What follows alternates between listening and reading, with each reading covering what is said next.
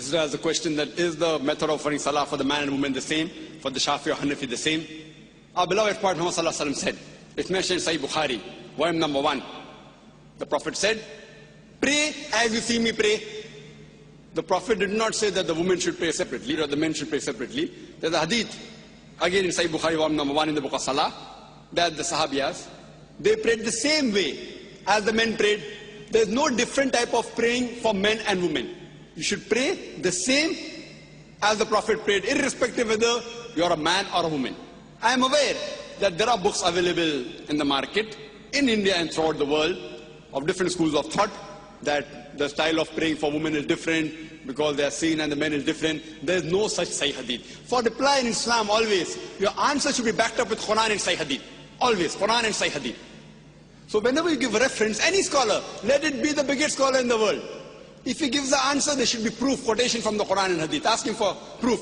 Qul hatu burhanakum. Produce your proof in kuntum sadiqin. There is not a single Sahih Hadith. There is no verse in the Quran which says that the styles for offering salah is different for the men and women. I am aware that scholars of their own view, they said, okay, fine, because women should be protected, they should pray differently. These are their thinking. But the Prophet never said that. We should pray as the Prophet prayed. Regarding the style for offering salah, as the Hanafi style and the Shafi style, I'm aware that it does differ. The Hanafis, they keep their hand below the navel. The Shafis keep their hand on the chest. They do takbir. They say Ameen loudly. Again, my first answer. On Sahih Bukhari, the Prophet said, in volume number 1 in the book of Salah, pray as you see me pray. And all the 4 Aimmas, Imam Shafi, Imam Ahmad ibn Hanbal, Imam Abu Hanifa, Imam Malik, all the great 4 Aimmas said that if you find any of my fatwa which goes against Allah and His Rasul, throw my fatwa on the wall. I am aware Abu Hanifa, may Allah be pleased with him. He was a great scholar, I respect him, I love him. People say that he said that when you offer salah, keep your hand below the navel. There's a hadith in Abu Dawud, if you read volume number 1, book of Salah, which says that the Prophet kept his hand below his navel when he offered salah, but this is a Zaif hadith. Immediately the next hadith says, which is a Sahih hadith, that the Prophet kept his hand above the navel. There are other Sahih hadith in Sahih ibn Khuzaimah, which says that the Prophet kept his hand on the chest. So when there are Sahih hadith saying the Prophet kept on the chest, the hadith below the navel is Zaif. So the right way to offer salah, keep it on the chest.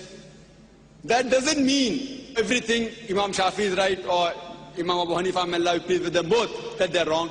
See, they were great scholars. We respect them, they're great Aimmas. But we fail to realize that at that time, the hadith one compiled during the life of the Prophet, the Quran was compiled. There was no question at all, under his own supervision. But the hadith one compiled, they started being compiled later on, 50 years, 100 years, 150 years later on. So these scholars came earlier. And because they didn't have all the Sahih hadith with them, the fatwas that they gave were based on the knowledge that they had. I don't think that Abu Hanifa, may Allah be pleased, made a mistake. What he did, because that Sahih hadith didn't reach him. So maybe according to me, the Zaif hadith reached him, and he may have said, keep your hand below the navel. The Sahih hadith may have reached Imam Shafi, he said that keep your hand on the chest. Again, Sahih Bukhari says, volume number 1 in the book of Salah, that you have to Rafatain. So Rafatain, the Prophet said, not because Imam Shafi is saying I'm following it, because my Prophet said it. Now in wudu, there's a verse in the Quran in Surah Ma'idah, chapter number 5, that it says that when the woman touches, the wudu breaks. The Arabic word is masa, coming from namasa, which means touch. According to Imam Shafi, may Allah be pleased with him, he says that if the woman touches, the wudu breaks. Imam Abu Hanifa said, if the woman touches a man who's in wudu, wudu does not break. Now the Arabic verse of the Quran says, la masa, if the woman touches, wudu breaks. But there are 2 meanings of masa. One is a sexual touch and the other is a physical touch. So Imam Shafi, may Allah be pleased with him, he took it as a physical touch. Imam Abu Hanifa, he took it as sexual touch. So both had a difference of opinion. But when you go to Sunnah Abu Dawud, volume number 1, in the hadith of Aisha, may Allah be pleased with her, the Prophet was in wudu, he kissed her. And the Prophet, without doing wudu, again went for salah. There's another hadith in Sahih Bukhari, in the book of Salah, volume number 1. The Hazrat Aisha was sleeping, Prophet put the leg on her for salah. So this proves that physical touch does not break the wudu. So here, Abu Hanifa, may Allah be pleased with him, is right.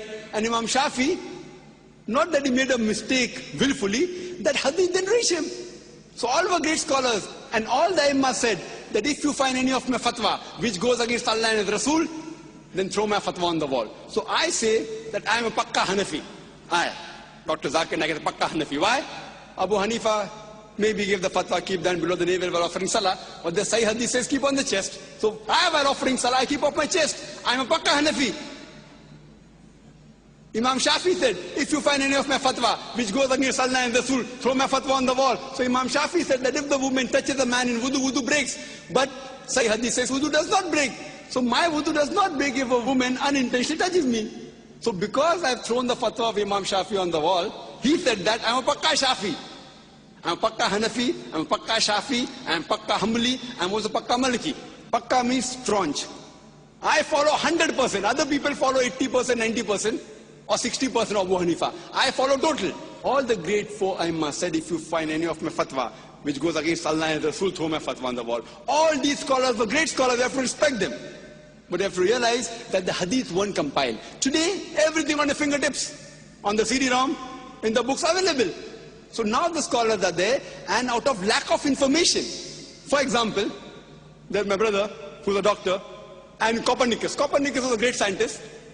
But my brother has more knowledge than Copernicus on science, even more than Einstein. But Einstein was more brilliant, because today science is advanced. That doesn't mean my brother is more genius than Albert Einstein. Albert Einstein is a much bigger genius than my brother. But now brother, because hundreds of years have passed, he has more information about science. So information he has more. But a bigger genius is Albert Einstein. Isaac Newton is Copernicus. But today, because science is advanced, we have the information with us. So those scholars were great genius.